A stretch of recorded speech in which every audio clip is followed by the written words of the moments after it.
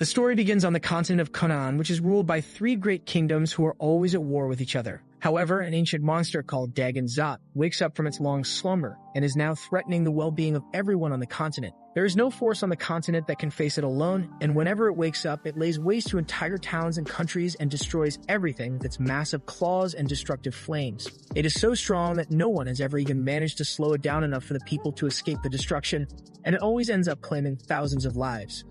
10 years before the present day, the three great kingdoms join forces and task humanity's strongest mage and swords witch to seal Dagon Zot once and for all. One night, we see a boy named Hero gather a force of cloaked mages alongside his legendary parents to conduct the sealing ritual. Once the purple moon rises, the purple-haired sword witch decides to use herself as bait to lure the evil dragon out with her two juicy plots. Soon, a massive shadow appears on the ground and two massive claws come out of it, followed by the hideous dragon who lets out a massive roar before deciding to have the mage's wife for dinner. As the dragon approaches her, she breaks her chains and casts a binding spell to hold Dagon Zot in place.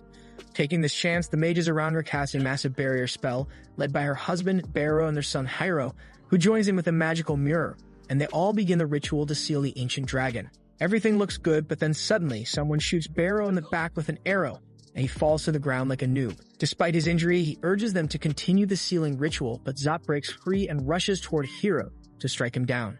To save his son, the Barrow casts a powerful spell that drives the dragon back in pain, leaving a massive scar across his chest. But for some reason, a similar scar also appears on Hero's chest. After tanking the spell, Zot decides to unleash its flame breath and burns everything in sight.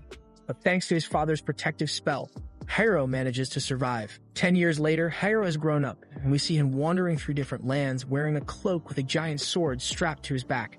He keeps traveling until he reaches a new city where guards are checking everyone before letting them in. Hyro joins the line, and when his turn comes, one of the guards becomes shocked after looking at his face and lets him pass without any trouble. Hyro roams around the city, exploring its streets until he notices a little girl announcing the arrival of someone named Nambuko, who rides in a grand chariot surrounded by guards and soldiers. The rich merchant showers the crowd with bronze coins, pretending to be generous, and everyone bows down and starts fighting over the coins. One of the coins falls next to Hyro, but as he tries to pick it up, a little kid named Pishet snatches it and runs away. But then his gang's vice leader slaps the coin out of his hand and tells him not to take Nambuko's money because he's just distributing the money he took from them in the first place. One of the boys says that if he were to steal something, it would be the Grand Trova, which is a magical item said to grant any wish, including unlimited food and wealth forever. But their leader tells them to forget about it, saying it's impossible to steal the Grand Trova and warns them to leave before they get in trouble. Still, Pishet stays behind after seeing the Grand Trova up close and decides to sneak onto the chariot when no one is looking, but unfortunately for him, Nambuko notices him inside the chariot. Meanwhile, Hyro notices a man on the street claiming he has the rare crest of dragon warding that once belonged to the legendary hero Dalhabard, who defeated the evil dragon. But the man's version of the story is completely different from what Hero knows happened for sure. Suddenly, one of the street boys snatches the crest from the man and runs off, but his massive bodyguard Hake catches the kid and lifts him into the air. The man orders him to punch the kid a few times to teach him a lesson, but before the massive pigman can do anything, Hera steps in and places his massive blade against the guard's ugly face, warning him not to make him use it. The man says that the crest is an heirloom and he can't just let anyone steal it, so Hyro offers a gold coin to buy it off him. The man agrees and thanks Hyro before walking away. On the other hand, the little thief complains that Hyro ruined his plan because he was distracting the bodyguard so his gang could steal more goods. After that, the boy quickly snatches the crest from Hero's hands, saying he's taking it as a fee, and runs off with his friends. They escape to their hidden base inside the city, but Hyro sneaks into their hideout and takes back the crest. He asks the leader for his name, and the kid says it's Tamit. Hyro then shows him the crest and says that it belongs to him, and then jumps off the window and starts running across rooftops, with the kids chasing him through narrow alleys. Meanwhile, a mysterious man named Juru walks through the market, asking everyone about Hero, while showing his sketch. His partner Palupa says that this is most likely the first city Hero will come to because he took a whole month's worth of expenses before running away. On the other side of the city, the mayor of the city hosts a grand dinner for Nambuko, who pressures him into selling all of his magicite to him. The mayor worries about rising prices due to Nambuko's monopoly on the mineral and the unrest it might cause. But Nambuko threatens him with his forces and says that controlling the masses is easy using fear and that he should accept his offer. After that, his partner, Sharisharum, brings out the Grand Trova and says that if he accepts their offer, They will use it for his benefit. Just then, someone uses a small dragon-like creature to steal the Grand Trova with its sticky tongue, but Sherisharo uses her magic to blow the mansion's roof open and causes Peshet to fall down with the Grand Trova. Back in the city, Haro is having the time of his life while getting chased by the street gang. As they chase him across rooftops, one of the boys falls down, but Haro grabs his arm and saves him. Suddenly, a boy calls out to Tumit and tells him that Peshet has been caught stealing the Grand Trova and is about to be executed. Hearing this, the kids instantly run to save their friend, leaving Haro behind, making him wonder about the idea of friendship. At dawn, we see Peshet tied with ropes in the town square, with a crowd gathered to watch his execution. Nambuko and the mayor watch the scene from the balcony, where Nambuko tells the mayor that this execution will serve as a good example to instill fear in his people. But before the boy gets slaughtered, Haro walks out from the crowd and tells Sherisharo to stop. He introduces himself as a wandering swordsman and says that they are going too far with this punishment. Hearing this, Sherisharo laughs and orders the soldiers to get rid of the poor-looking swordsman. But instead of freaking out, Haro simply smiles and says that it has been a while since he got goosebumps like this, and then goes on to absolutely destroy all of them like Madara Uchiha. Sherisharo joins the fight and shoots him with her lightning spell, but Hera dodges it skillfully and then strikes down the soldiers in front of her. At first it looks cool, but then the soldiers realize that Hero's sword didn't do any damage to them at all. Sherisharo asks what Hero is doing here with that toy and orders everyone to surround him. Things start looking bad for our hero, but then Jiro appears out of the blue and joins Hero alongside Palupa. Tamit's gang takes this chance to rescue Peshet and get out of there. Palupa tells Giru that it's his fault for telling Hiro that he would become a master swordsman in 10 years, and then he turns to Hero and says that he can't even hurt Dagon Zot at his level, much less defeat it. Seeing all this, Sherisharo grabs the Grand Trova and prepares to make them all turn to dust using a strong spell.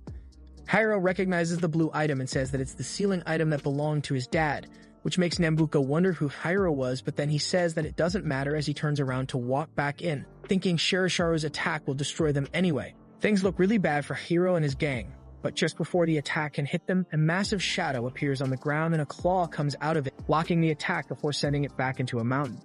After that, the massive evil dragon, Dagon Zot, comes out of the shadows, surprising everyone, revealing the massive marking on his chest similar to Hiro's.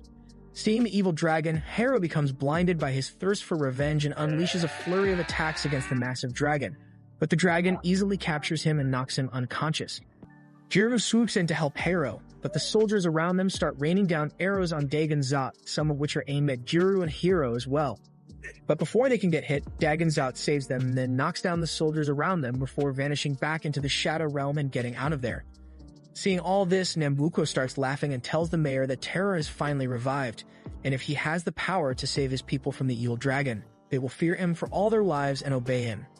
He says that Dagon Zot has reawakened for his use and walks out of there, setting their course for the land where wishes die. The story then shifts to the thieves' hideout, where Hero lies unconscious. Jiro recalls events from 10 years ago when Hero's parents tried to seal Dagon Zot inside the buffer zone, located between the three powerful kingdoms. Hiro's mother, Kismetit, sacrificed herself to draw the dragon out while his father, Barrow, performed a sealing ritual using a sacred mirror and 100 powerful sorcerers. Sadly, the attempt failed, and despite Jiru's efforts to save Hiro, his parents and all the mages were consumed by the dragon's soul-devouring flames. He tells everyone that anyone who dies from those flames cannot be revived, even using the resurrection spells, which means Hiro will never get to see his parents ever again. Just then, Hiro regains consciousness while saying Dagon Zot's name out of a nightmare. He immediately talks about finding the dragon and taking revenge. Tamit says that he's surely not dumb enough to think that he can defeat the legendary dragon, but Hiro says that he has been training for the past 10 years for this exact moment. Tamit underestimates Hiro's strength, but he says that if he gets serious, his real strength is different from what they saw today. Peshet suggests using Grand Trova to defeat Zot, reminding Hiro that it was the same thing his father was trying to do. Hiro then asks them about Nambuko, and Tamit explains that Nambuko is an evil arms dealer who sparks conflicts between kingdoms for profit, manipulates markets, and drives merchants to bankruptcy. Hiro says that he will find Nambuko and get the Grand Trova to defeat Dagon Zot and heads out with Giru and Palupa. While walking through the city, Palupa demands the money Hiro stole and gets furious when he finds out that he used some of it on a fake crest. The scene then shifts to Sherisharo, who angrily contacts Nambuko using a magical mirror spell. She confronts him about abandoning her in the city, but Nambuko coldly orders her to find the boy that Dagon Zot saved. Back in the city, Hiro and the gang decide to have a meal. Palupa reminds them that they are working with limited funds and refuses to spend it on a fancy place, and takes them to a back alley shop. The shopkeeper refuses to serve them because of their actions this morning, but then a cat-eared girl named Erin jumps down and invites them to a good restaurant. They take her up on this offer and enjoy a nice meal at the place. In return, Erin asks them about Dagon Zot and why it appeared in the city this morning, and then asks if it had something to do with Hiro being Barrow's son. Hearing this, all of them become alert, and Hiro asks how she knew that. In response, Erin picks up a piece of meat and tells Hiro to remember her name before getting out of there. Once she walks away, Jiro advises Hiro not to let such pretty girls lead him astray, and then they talk about getting a place to spend the night, but Palupa says that they will sleep outside because they can't afford it. He also asks for the bill and finds out that Erin also ate there and said that they were her friends and would be paying for her as well, which makes him really mad. Later that night, Hiro leads everyone back to Tumit's hideout and asks them to let them spend the night there. At first, Tumit refuses, but Peshet says that they saved his life and asks Tumit to let them stay the night. The next morning, Tumit questions Hiro about his plan, but Jiro refuses to let him go immediately. He says that his sword skills are still unpolished, and he needs to first train enough to be able to deal with the monsters they might encounter in their journey. They also ask to be able to stay at the hideout for a few more days, and Jiro offers to cook them warm meals in return. After that, Hiro and the gang venture out into the desert, where Jiro lets Hiro get his rear beaten by some measly slimes. Palupa reminds Jiro that Hiro has no talent as a swordsman, but Jiro says that all he knows is teaching sword skills, so they don't have much of a choice. After that, Jiro decides to go hunt some monsters to help with their money problem, and Palupa sits down to count his money while watching over Hiro. While talking, Hiro notices a massive sand dragon crawling out of the sand behind Palupa, and he decides to attack it head-on like the bird brain he is. The attack does 0 damage to the massive dragon, which opens its mouth as if it's going to eat them for lunch, but then everyone gets surprised when they find a beautiful maiden sitting on its tongue. She walks out for the dragon's mouth and thanks it for the ride before sending it back, and then walks up to Hiro and starts listening to his heartbeat like a pervert. She says that it sounds beautiful and then tells Hiro to come with her. The strange girl introduces herself as Serato and gets closer to Hiro once again while looking into his eyes. Before Hiro can say something, Jiro arrives and suddenly attacks Serato, but Hiro stops him. Serato continues behaving strangely as she keeps herself busy picking something from the desert floor while others take the chance to run back to the base. Later, Hiro reflects on Serato's odd presence. Tomedy teases him, saying he's just a lonely guy who's fallen for her, which annoys Hiro. Despite being annoyed, Hiro can't help but feel concern for her. Tumit reminds them that they, too, are orphans and expresses sympathy for Hiro's loss, even if it happened long ago. Meanwhile, in the city, Sherisharu and her soldiers continue looking for Hiro without success. Finally, she decides to use her mirror to find him but fails. Suddenly, Serato appears, walking silently on the road. The scene shifts to a floating castle where the mastermind Nambuko is reviewing business reports and tells Dr. Bafalapa to prepare weapons for an upcoming war. Despite urgent matters at hand, Dr. Bafalapa oddly shows concern for Serato's well-being. Serato mysteriously appears at a thief's hideout, surprising everyone. Tumit feels like he's in a typical Chad moment when he's instantly smitten by her beauty, but quickly gets annoyed by her attitude. Hiro asks her if she really came to find him, to which she warns him that she'll find him no matter where he goes. Tumit then mocks our hero, saying that his mission to kill Dagon is now postponed because he's found a new lover. Hiro ignores his words and agrees to keep her with him and takes her outside. The next day, Jiro and Palupa go to the market to buy some things, but they are short on money, so Jiro decides to go on a hunt. Meanwhile, Hiro heads into the desert with Serato and tries to improve his combat skills. Once again, Hiro faces slimes but struggles as before. Suddenly, a wolf attacks them, and in a desperate attempt to impress Serato, Hiro bravely attacks it but quickly gets defeated. Just as the wolf turns towards Serato, our hero gathers his last bit of strength to protect her. To his surprise, Serato remains calm when the wolf mysteriously collapses beside her. Serato admits she had dozed off right before the wolf's attack. After seeing Hiro's shoulder wound, she easily heals him with her magic, which leaves him stunned. Later, Hiro manages to sell the wolf for a gold coin but complains about how little he earned. His mood changes when he sees a man being dragged away and forced into labor at a magical stone mine. Unable to stand the injustice, Hiro asks Serato to wait and steps in to confront the soldiers, demanding they release the man. But all he gets in return is a quick beating, and he ends up getting captured himself. Now sitting next to the man he tried to save, Hiro learns the horrifying truth that those sent into the mines never return. This motivates him to come up with a plan. Using his fake badge, he attempts to help the man escape.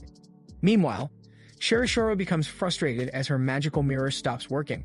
She learns about Hiro's capture in the castle and immediately prepares to take action. In a dimly lit alley, Tomit tries to find Hiro's location, but unexpectedly Serato appears behind him, asking about Hiro. Meanwhile, stupid Hiro is still making failed attempts at escaping. Back at the palace, the city's ruler explodes in anger, cursing Nambuko. He opens his locker and learns that his ledger has vanished from its place. As he turns back, he sees Tomit sitting on his chair, threatening to expose his secrets. He put a condition to free Hiro and the mine slaves if he wants to get his ledger back.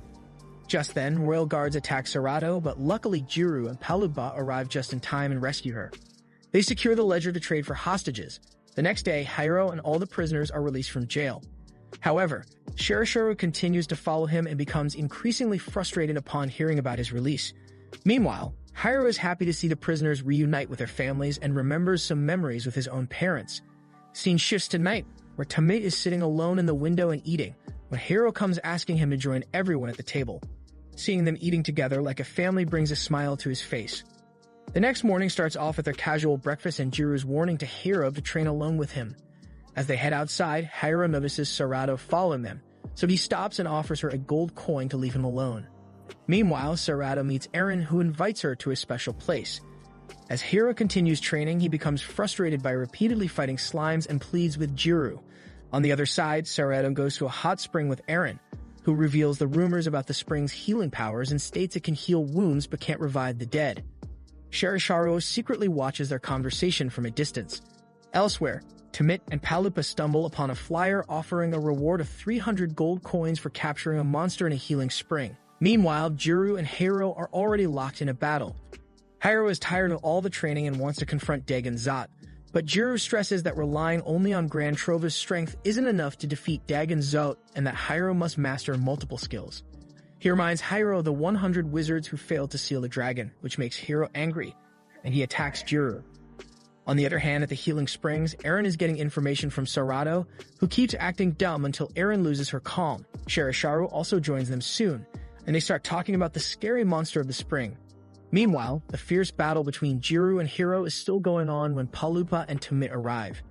Jiru finally knocks Hiro out, shocking both of them as they run to check on Hiro, but Jiru says that he will take Hiro to the healing springs.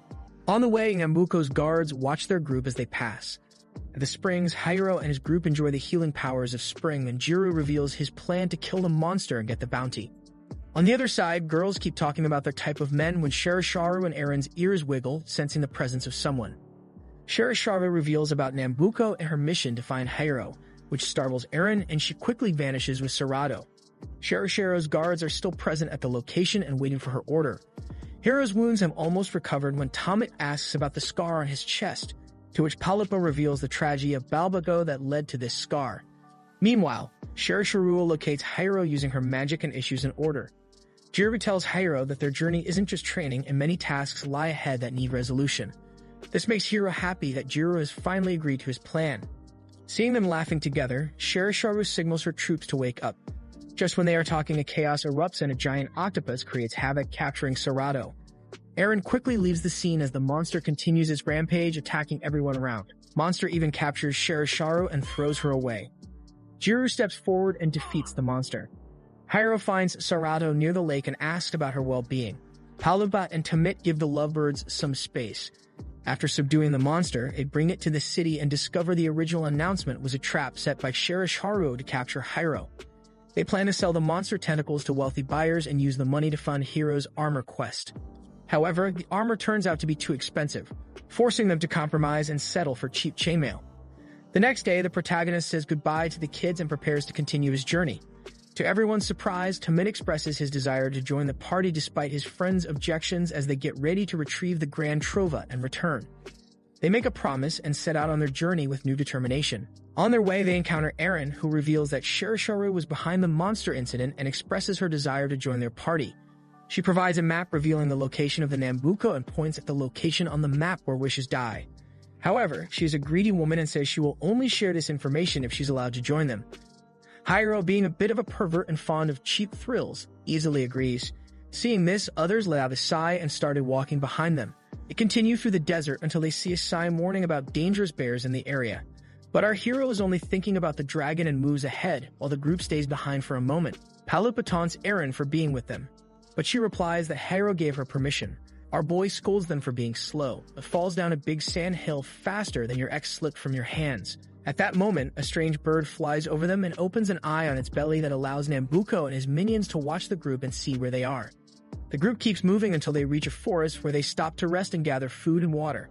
Tamin is amazed by everything because he thought there was nothing outside the city but the desert. Then the same bird returns and attacks the group, but they manage to dodge it and hide behind a rock. However, the bird turns back to charge again, so our boy steps forward to show his training. The bird reaches him, but he fails to hurt it with his sword, so Kiru steps in and drives it away. Afterward, the group wonders where to sleep and decides to go deeper into the forest since the bird is too big to fly there. They make a fire and cook some food. After a while, Jiro wonders why Serato is taking so long to fetch water, so Hera goes to look for her but finds Eren playing a harp in a tree. He asks about her plan and the reason why she's helping them, to which she says she just wants information and money. He tells her about his plan to get the Great Trova at all costs and asks her what she'd do if she gets it.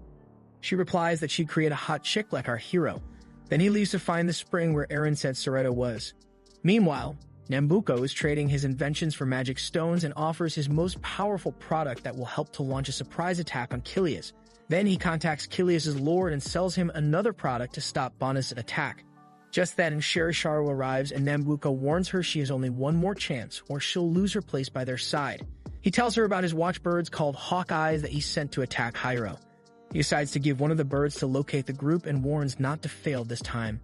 Meanwhile, Hiro and his group are moving forward, discussing the price of magic stones.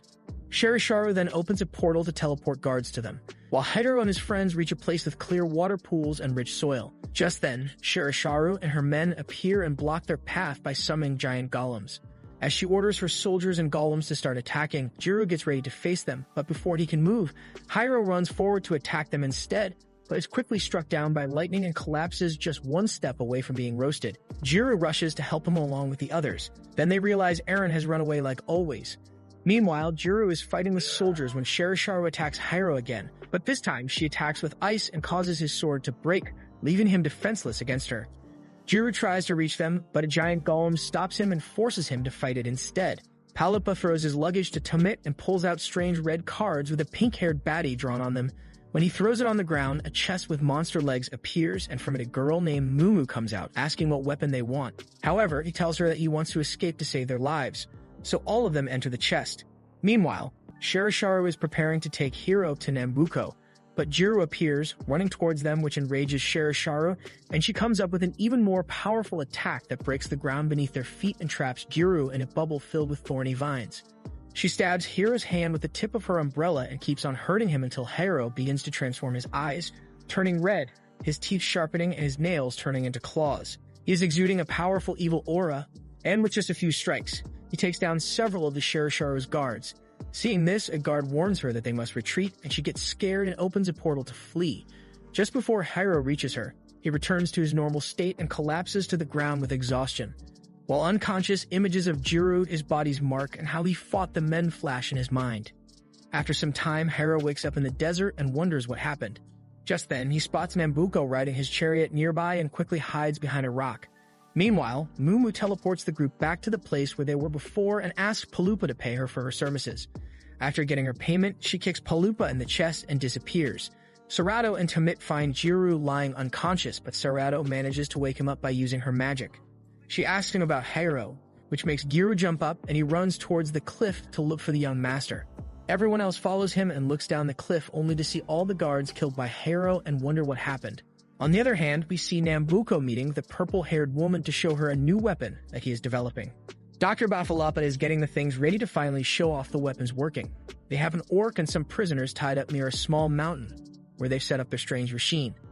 Bafalapa activates it, and suddenly a red light absorbs both the orc and the humans, fusing them together and creating a new kind of monster. Seeing this, the woman congratulates and praises Nambuko for the successful fusion. Here, we discover that Nambuko's plan is to create a powerful army of monsters. Upon seeing this atrocity, Hiro comes out of hiding and rebukes Nambuko for using humans as toys. Since his sword is already broken, he decides to attack Nambuko with his fists and rushes towards him.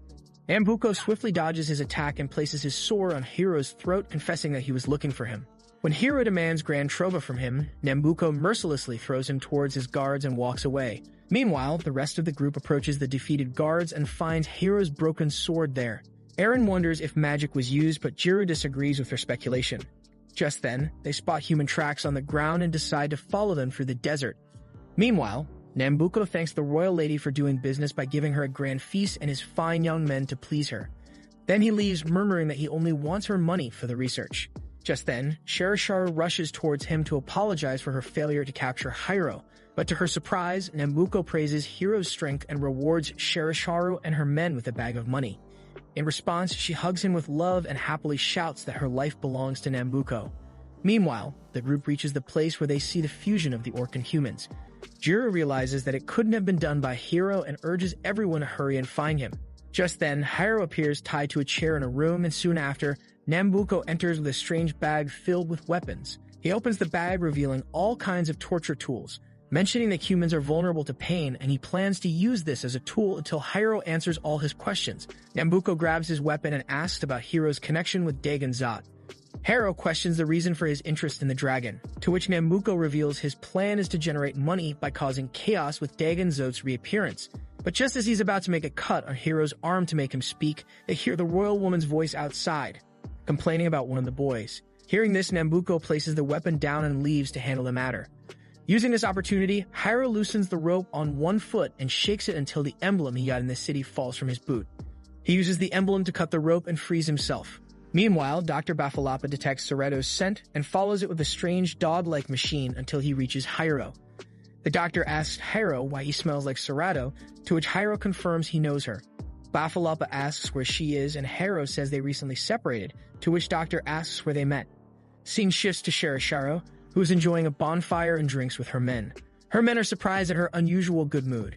Shifting back to Hiro, he tells the story of the sand dragon and how Sarato approached to hear his heartbeat. Bafalapa is surprised she did that and approaches to listen to Hiro's heartbeat.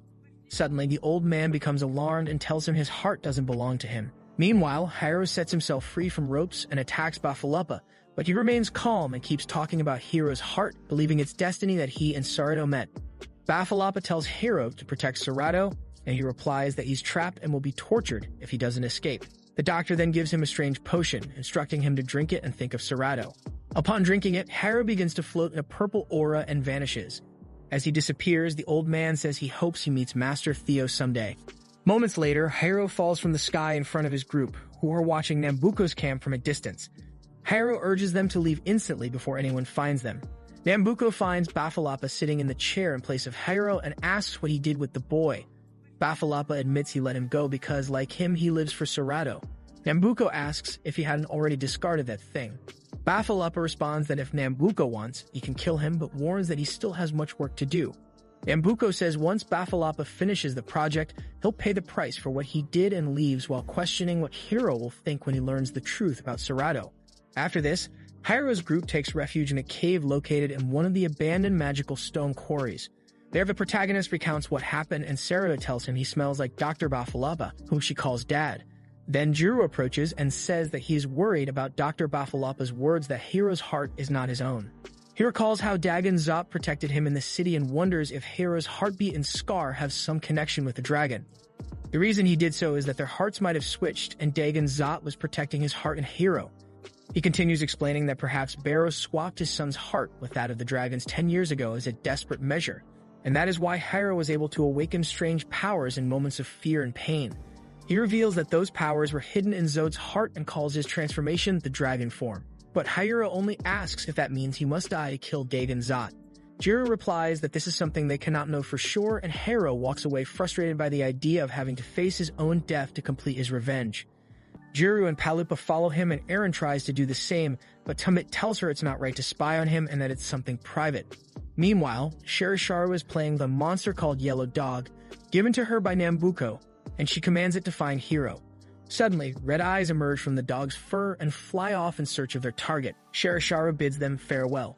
Back with Hiro, he's sitting on the edge of a cliff when Jiro and Palupa show up. Palupa approaches and tells him he was adorable as a child, even if now he's just a troubled young man. He reminds him of how he used to curl up in a ball when he was scolded for breaking. Palupa continues saying Hiro always did that when he felt bad, like during his parents' funeral or when training with Jiru, and things went wrong. Hiro asks where Palupa is going with all this, and he explains that Jiru used to study magic at night after training him, and he spent 10 years learning magic from scratch to understand what Barrow risked to save his son and to take care of him. Palupa says they must protect him and will always be with him. Hiro asks if they'll stay with him until he gets the Grand Trova. He then decides that if he obtains his father's treasure, he might be able to exchange his heart with the dragons and save himself.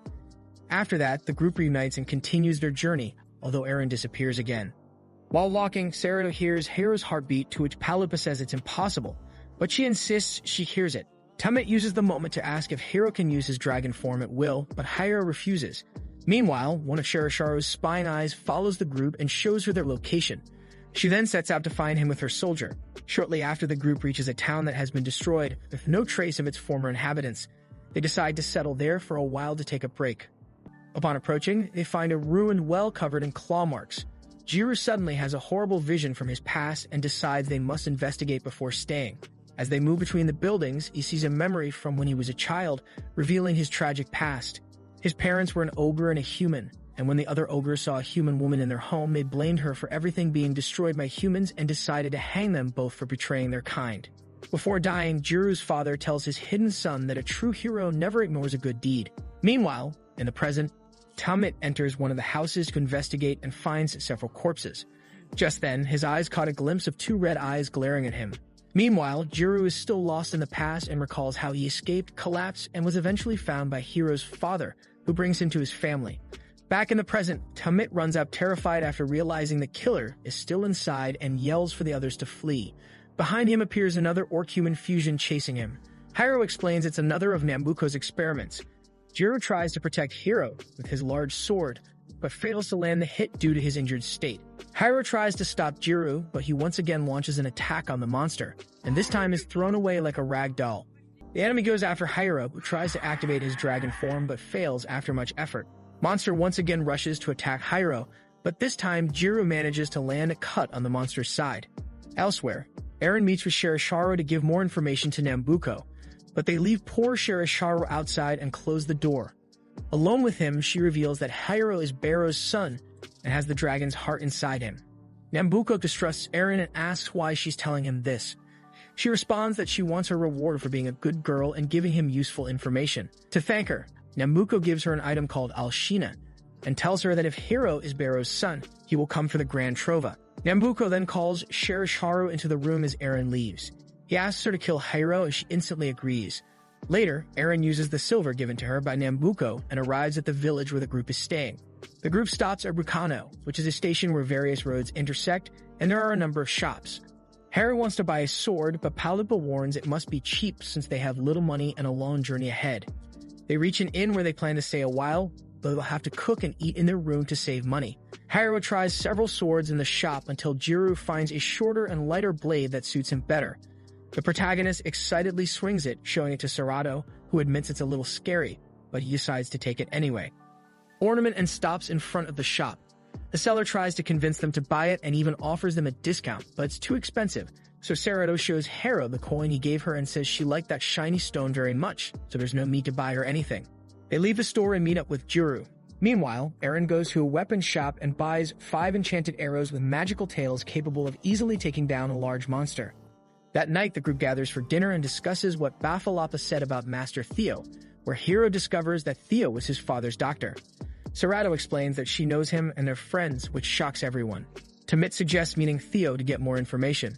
With that, they all decide to look for the doctor starting tomorrow and head to their rooms to sleep while Sarado is still up in her room, holding the coin in her hand. Jiru and Hiro talk about the previous town, and Hiro asks why Jiru saved him, to which Jiru replies it's just his job. When he asks why he's not sleeping, Hiro says it's because he has a dragon inside and doesn't feel at ease. But that night, something strange begins. A shadow in the city starts to stir and grow. The strange shadow moves again and attacks a cat sleeping nearby, leaving only its bell. Soon after, explosions are heard outside the inn, and the group rushes out to see what's happening. A dragon-shaped shadow is destroying houses and absorbing people it touches with its long limbs. Our protagonist runs towards the plaza to get a closer look at the shadow and wonders if it's Dagon Zot. Meanwhile, the shadow looms further and keeps on devouring the villagers. Hiro rushes to attack it, making Sarato and others concerned, but Jiru stops him. Just then, the shadow attacks Hiro, but Jiru pushes him aside and stabs the ground to stop it. The shadow dodges his attack and captures him instead. Sarato tries to help, but Tumit holds her back. She becomes more worried as she realizes that the creature is not Dagon Zot. Then Sherishuru appears beside Hiro, and we learn the monster is an invention of Nambuko made by Bafalapa and given to her. Meanwhile, Sarato and the group keep running to Hiro until an explosion occurs near them. Sherishuru orders the creature named Daku to eat Jiru while she aims the spiked tip of her umbrella at Hiro's heart. Bafalapa is relieved to see Sarato through a mirror. Nambuko, who is standing behind him, orders him to keep his eyes on Hiro. Bafalapa says they shouldn't kill him because he is Sarato's destiny. On the other side, Sherishuru launches a fierce attack on Hiro, but he grabs her weapon before it pierces his chest and she electrocutes him through it. We discover Nambuko's plan is to endanger the dragon's hearts so that Dagon Zot appears.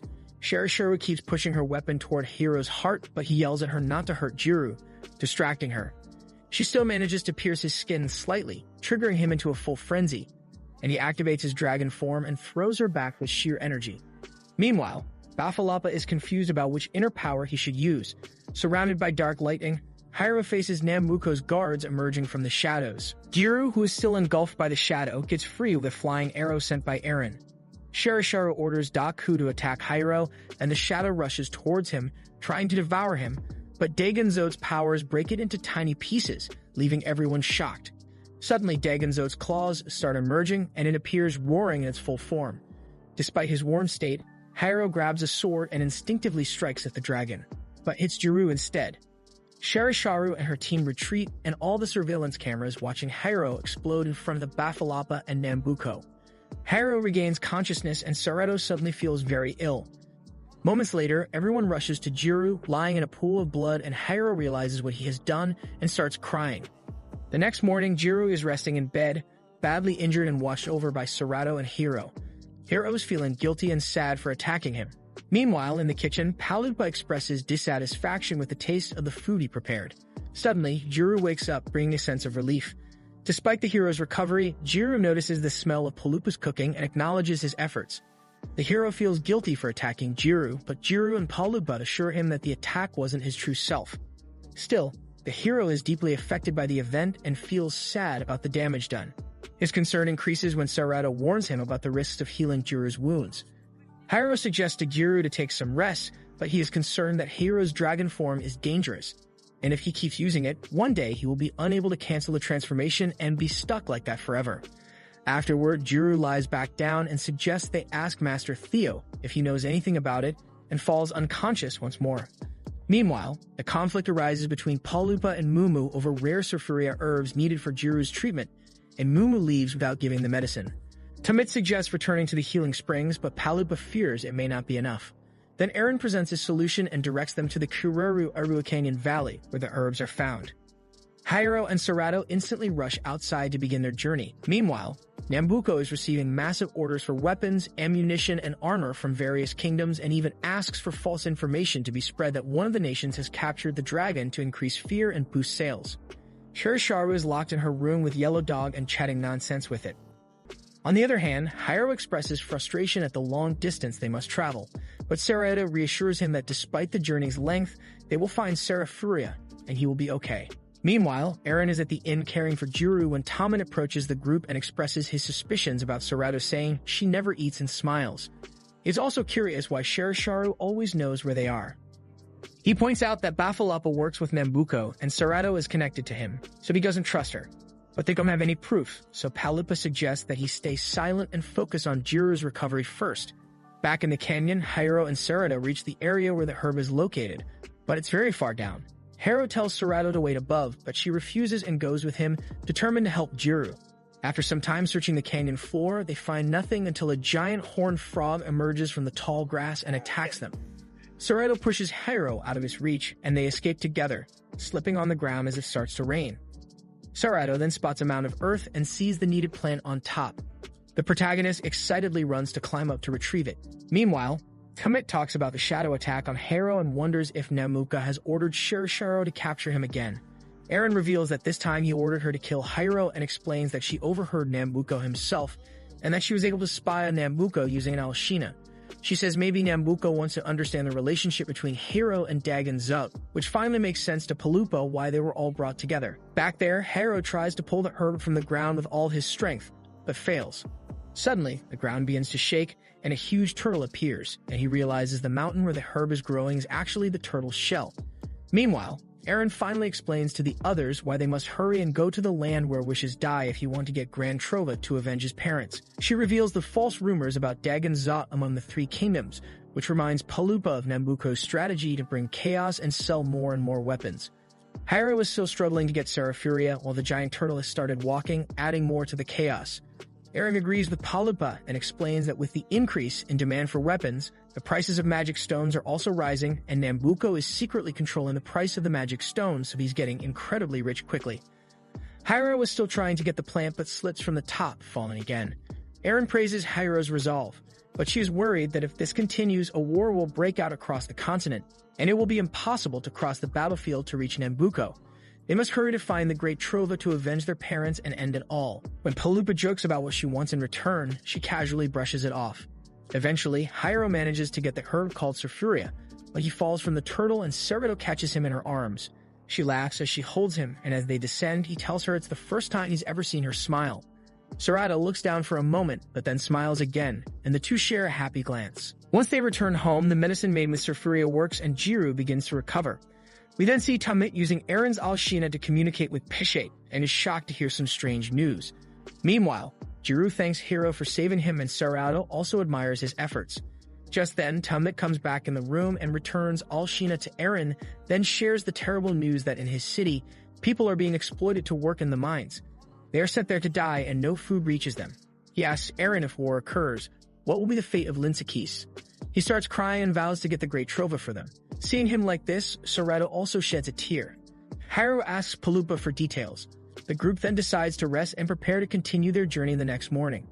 A few hours later, everyone leaves the village and Tamit tells Palupa that he thinks Sarado's presence no longer bothers him because he saw tears in her eyes when he was crying. As they walk further, Jiru informs Hiro that Master Theo lives in these holy mountains. Hiro is confused about meeting Theo, as he is more concerned about the upcoming war. Jiru assures him that before getting Grand Trova, meeting Theo will be more helpful for them. As they climb holy mountains, a strange old man with green hair and sharp ears appears floating next to the group of Jiru and Palupa, and they recognize him as Master Theo, who asks if they brought him any gift. But upon seeing Sarado, he forgets about that and goes to hug her, since they know each other from before. Sarado hugging Master Theo makes the hero annoyed and confused. A while later, the group arrives at a cave with Master Theo, who reveals that both Bafalapa and Barra were his students. With that, he heads inside with Sarado, still complaining about not getting any presents. Inside the cave, they sit together, and Jiru tells him about Hiro's dragon form and their reason for coming there. Suddenly, Theo uses his soul-devouring flames, which are an imitation of Dagon Zod's flames, but they don't devour any soul. He reveals he is aware of Balbago, where countless souls were lost, the ground was scorched, and Dagon Zod's heart was replaced with Hiro. He asks Hiro about his feelings, to which he reveals his wish to avenge his parents before something happens to his body. Suddenly, Hiro confronts the Master, asking why he didn't do anything to save his parents and prevent the tragedy of that battle, but the wizard answers that just as one cannot stop Mother Nature, humans also cannot stop an evil dragon. Then the old man stands up and tells Hiro to come with him because they are going to practice magic, but it annoys Hiro since he is a swordsman, not a mage. But Jiru calms him down and tells him that he might be going to teach him some way to handle the dragon form. Before starting a training outside, the master gets rid of Jiru and also of Tamit with the excuse that he needs water and meat, and Eren also leaves for a while. First, the master asks Hiro about the terrain's level and tells him to take a step forward in a straight line. Next, he gives him a paper with Sarado's face that he drew and asks Hiro to crumple and flatten it several times, although he doesn't understand why. Meanwhile, Eren listens from a distant hill with her Alshina to the latest war news, hearing that all the kingdoms have raised their flags, gathered their infantry, and cancelled all the training sessions. She gets concerned and concludes that war is very close to starting. After a while of training, the paper master orders Hiro to throw it away, but he refuses. Sarado approaches Hiro and asks to see the drawing of her, and when he shows it to the master, they both look at it strangely because of their relationship. Meanwhile, Jiro hunts a wild animal for meat and is on his way back to the cave. For the next test, Theo asks Hiro to choose a stone, and he does, so although Sarado takes the opportunity to show him the coin he gave her, he says that this is the stone he gave her.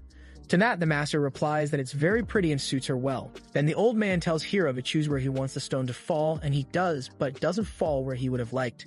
Still, the master corrects him and says that it's the exact place where it fell. At that moment, Hiro threatens the master with his sword, and Palipa scolds him, but finally the old man decides to train a little with the sword alongside him. The scene shifts to Sherishuru, who is sitting along with her yellow dog when her guard arrives asking about her well-being.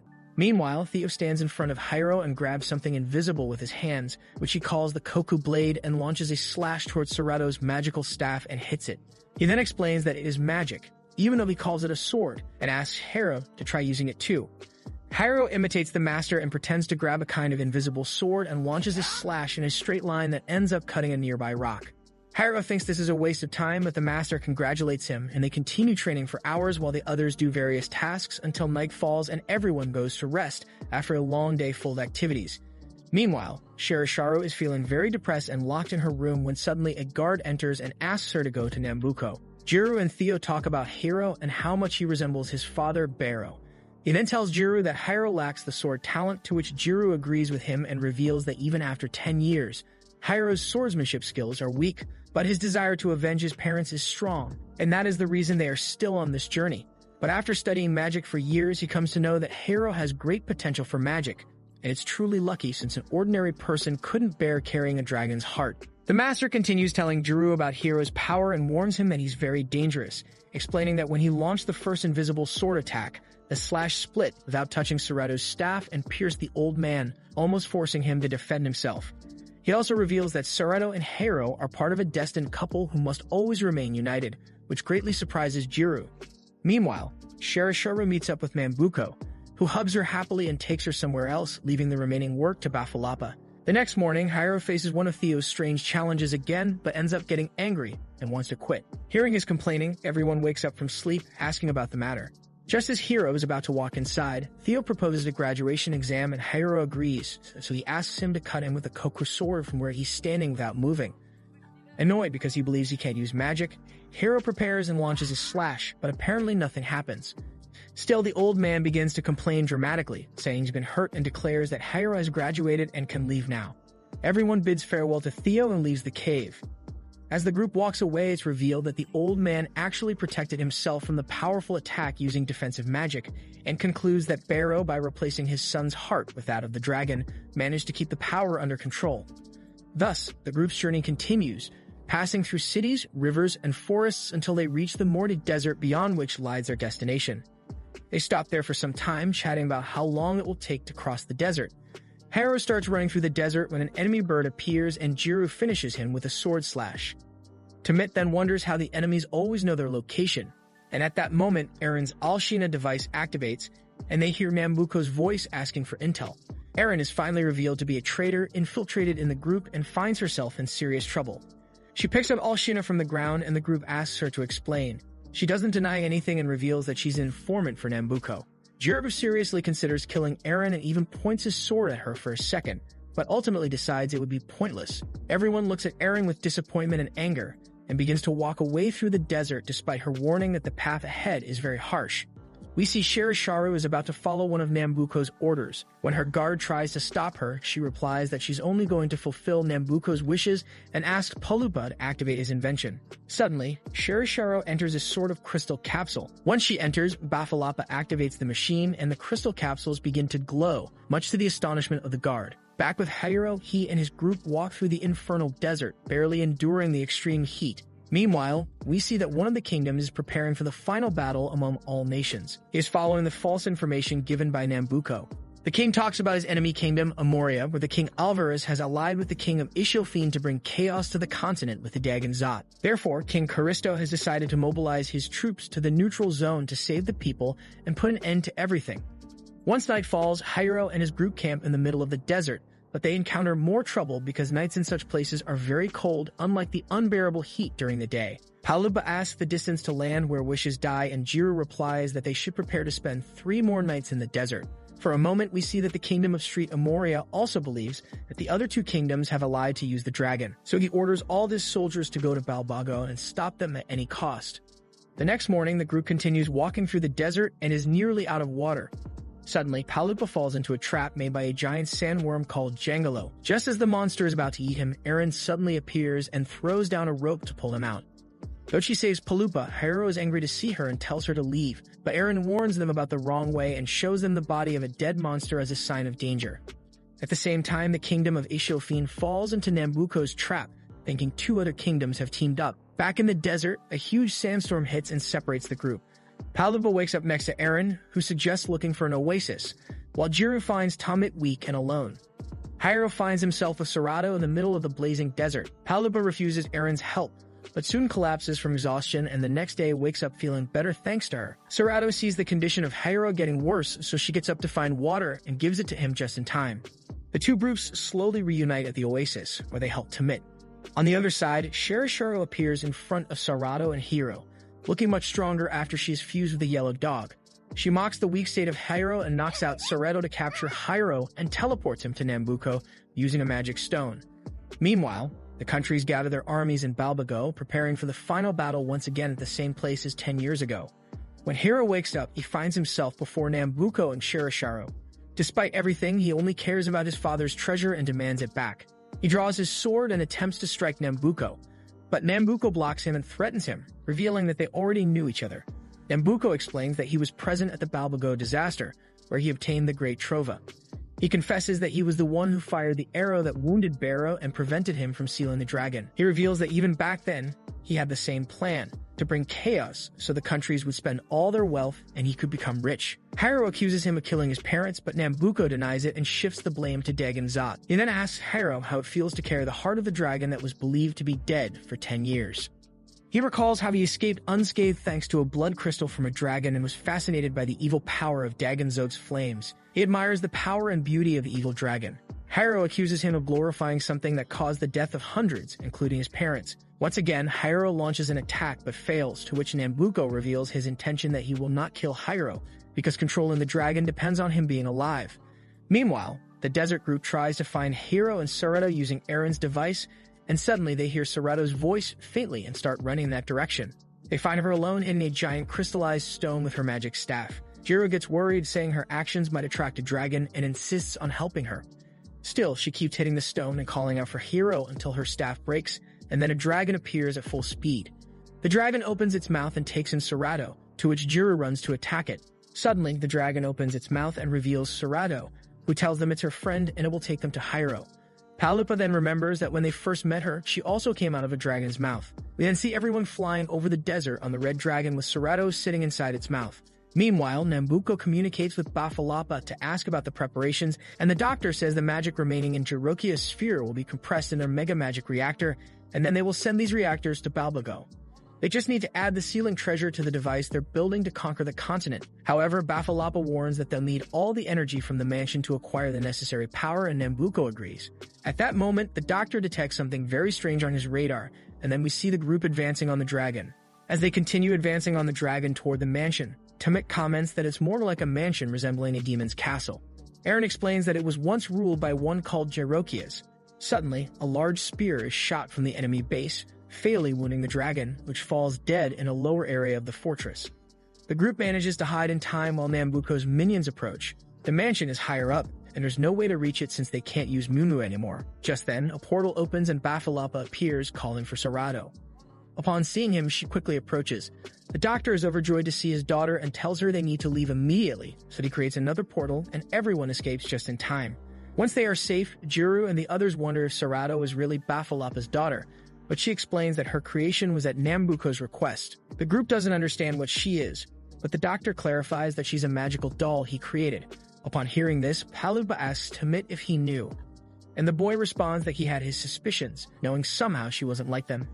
Palupa feels bad for not realizing earlier, despite that she didn't. Jiro asks the reason for Serato's creation. Bafalapa explains that Nambuko was present in the greatest battle of Balbago 10 years ago.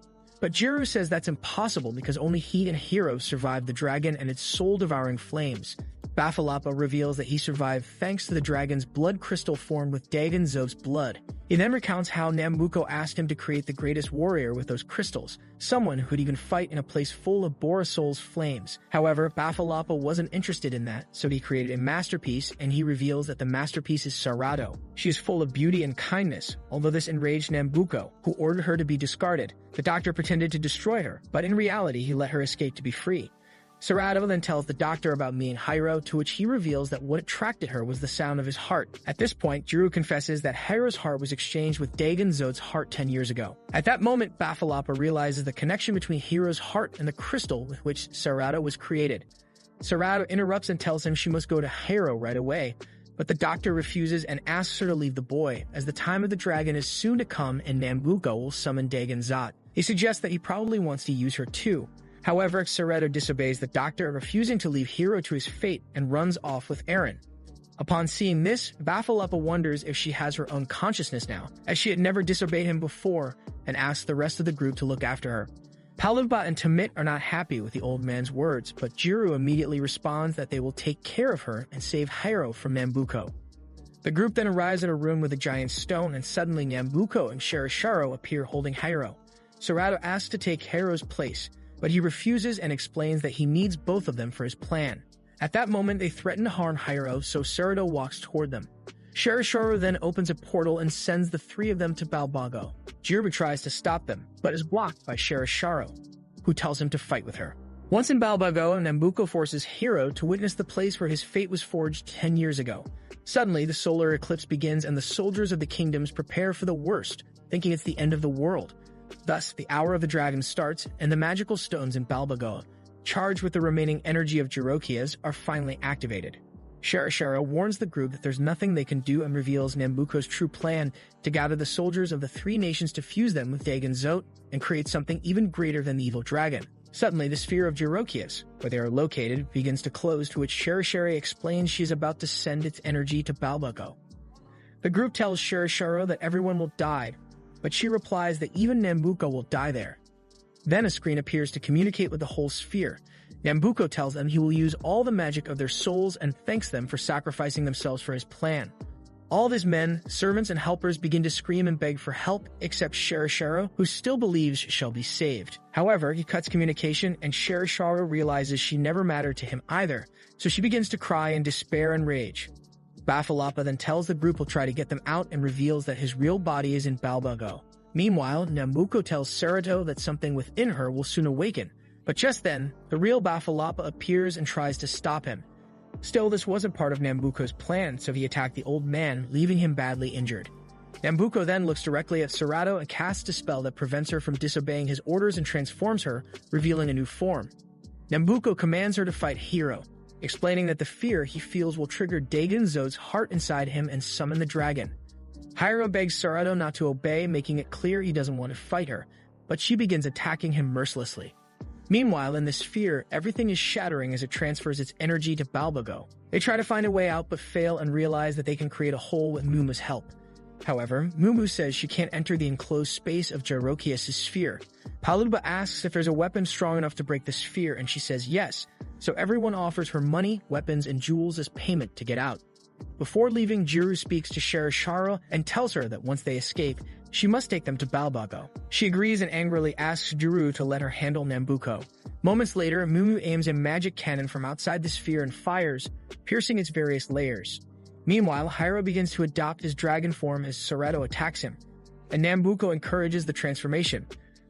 Once Hiro gives into his dragon form, he urges both of them to fight, calling it a beautiful battle between two people bound by fate. The dragon mark continues spreading across Hiro's body, and he attacks Sarado just as his friends teleport there. Hiro flies in the air and fiercely charges at her, but she easily defends herself. Then he prepares an attack from above and continues fighting. Seeing this, Jiru jumps in but is shockingly attacked by Shirisharo's sword. He asks why she did it, and we see her eyes glowing with the same color as Sarado's when Nambuko activated the obedience spell. Shirasharo starts crying and says she did it because she's an idiot and prepares to fight Jiru. Sarado and Hiro continue exchanging blows. Nambuko enjoys their fight for some time and orders her to finish him. Hiro keeps on attacking Sarado until she throws him away. Using her long hair, she immobilizes him mid-air and begins smashing him into the ground repeatedly. and approaches to stab him with sharp weapons on her head. But just before she can strike, something hits Serato and sends her flying backward, and everything fills with smoke. Smoke rises, and suddenly the sun turns red, signaling that the hour of the dragon has fully arrived. In front of them appears Dagon Zot in his full furious form. Nambuko immediately activates his machine, and the dragon is struck by several beams of light. Nambuko gets excited by the success of his plan and offers the dragon a chance to fuse with the thousands of soldiers gathered there. But thinking the process might ruin his beauty, he also grabs the Great Trova and places it in the device, asking it to fuse with him as well. A huge circle forms encircling the red sun, and purple light begins to flow downwards towards a huge sphere. The sphere begins to crumble, and a massive explosion of light occurs over the dragon. Seeing this, Nambuko starts walking towards the dragon and enters the glow of light. Sherisharo and Jiru try to reach Nambuko but fail, and a huge explosion occurs, throwing them away. Moments later, we see a red ball swirling around, revealing that Nambuko has successfully fused. Bafalapa barely gets back on his feet, and everyone else is terrified by what Nambuko has done. Nambuko detects Hiro's heartbeat and stops his incoming attack, and coldly tells him that even though he has the dragon's heart, he's still a weak human. He then begins beating him midair. Hiro sees visions of his parents calling to him and reminds him that he still has something to do. He grabs one of the dragon's claws and disintegrates it to free himself, but Nambuko catches him again. Meanwhile, Bafalapa gives orders to Hiro's group to shut down the reactors at once and remove the Great Trova from the machine so that the magical energy returns and the reactor in the earth where wishes die loses control. Serato finally wakes up and sees Hiro's sword nearby. At that moment, Nambuko prepares his next attack, and the soul-devouring flames start spreading. Bafalapa and the group rush to stop him and manage to reach and shut off the reactors just in time. The reactor crystals shatter instantly, and Nambuko loses the energy he was accumulating. Hiro returns to his senses and sees Talmit and Palupa grabbing the Great Trova near him. Still without the magic of Jirokias, Nambuko shows he has gathered flames in one of his arms and unleashes the attack, setting everything around them ablaze. Bafalapa runs to save his daughter. Smoke and destruction even reach the armies of the kingdom, but flames don't devour them. Once the flames and smoke dissipate, Nambuko sees that Serato has protected Hiro with her body, although the crystal on her chest is dimming. She offers him his sword back, but just then, Nambuko takes away the chest crystal from her, leaving her unconscious. Nambuko thinks he's safe since no one can stop the soul-devouring flames now, but Hiro slices off one of his arms with the sword and tells him he'll regret hurting Serato and killing his parents. He then charges again and stabs Nambuko, surprising him as no human was supposed to be able to hurt him. Nambuko crashes to the ground and Hiro rushes back to Serato, though she remains unconscious. Soon, the group joins them and Dagon Zot reemerges from Nambuko in his original form. Hiro leaves Serato with his friends and prepares to stab himself with the sword to destroy the dragon's heart. But he remembers Master Theo's training and asks Talmit to throw him the Great Trova. The boy obeys and Hiro catches it, summoning a new sword from the glowing sphere. He leaps into the air with the Trova in one hand and the sword in the other, the same Koku sword Theo once tried to teach him to use. With a clean cut, he exposes the monster's heart and uses the Trova to remove it. Jiru asks him to quickly exchange his own heart with the dragon's, but instead, Hiro rushes to Serato and gives her the dragon heart. Moments later, the heart begins to beat and Serato opens her eyes, happy to see him. Meanwhile, Dagon Zot fades away and the sky opens and Hiro and Serato gaze at each other with a smile. Palupa, Aaron, and Talmit fight over the Great Trova, but carelessly drop it, and it shatters into pieces. Everyone panics until Jiru tells them that it wasn't the real one since the true Trova disappeared once its mission was fulfilled. Palupa scolds Jiru, asking how Hiro could use such powerful magic without the real Trova, and he explains that Hiro's power is so great that Master Theo had already noticed that he never needed the Trova. Meanwhile, Hiro's eyes fill with tears as he holds Serato, who asks why he's crying. He quickly brushes it off, and then she asks about Bafalapa. But all that remains of him is part of his staff, since he was the one who stopped Nambuko's final attack, allowing Serato to save Hiro. Seeing the last remnant of her father, Serato hugs the piece of staff and cries. Soon the group realizes the armies are retreating and Aaron confesses it was her doing, and she informs the kings of each nation about Nambuko's true plan and the truth behind it, making the war unnecessary. At that moment, a portal opens and Mumu appears, happy to see them alive and is ready to collect what they owe her. A bit farther away, Sherisharo is seen crying, but some of Nambuko's former men find her. One soldier encourages her, saying they're finally free and that she's now even more attractive. She cheers up and decides to start a new life with them in her spectacular new body. Later, our protagonist and his group make a grave for Bafalapa in a field of flowers and grass. The group reminds Hiro that now his heart belongs to Serato, who smiles hearing its beat. The group then wonders what to do next, and Tamit says he wants to return to his friends. Haru gives him the Dalibart emblem, believing Tamit needs it more. Palupa reminds everyone they need money to get back to the city, and while they figure that out, Haru decides to continue training with the sword. Even though he's a better mage, he will always be a wandering swordsman.